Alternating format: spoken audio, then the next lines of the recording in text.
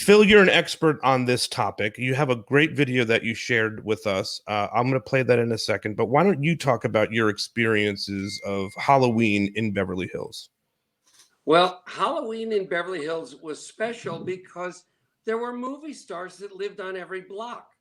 So, for example, if you went trick or treating on Roxbury Drive, well, Jimmy Stewart lived right across the street from Lucille Ball, who lived next door to Jack Benny.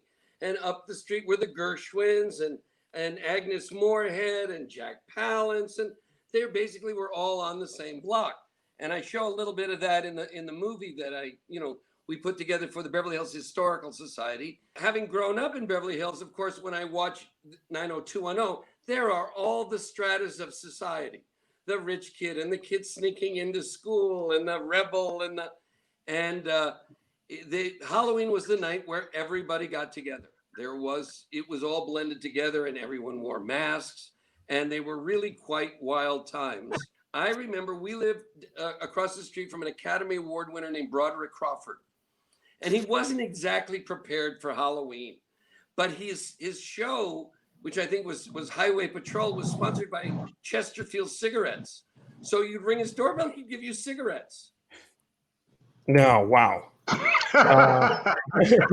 Now, Danny Thomas was the prize because he gave away what they called the nickel Hershey bar.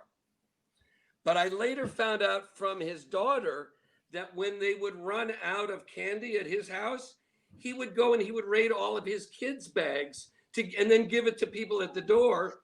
And when he'd run out of that, he'd give them autographed pictures. So I guess the goal was to get there before he ran out of candy or you ended up with a picture.